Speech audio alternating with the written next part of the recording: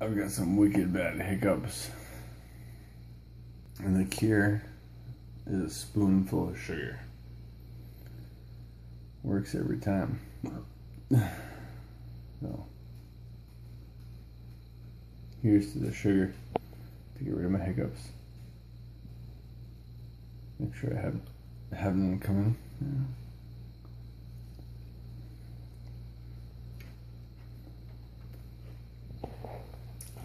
Right. Washing out some water. A little gritty.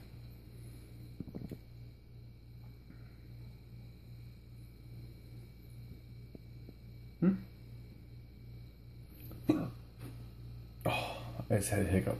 Need more water.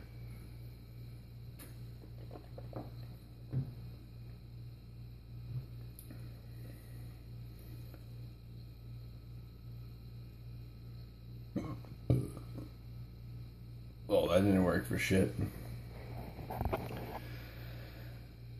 Anybody else knows what you can do to your hiccups?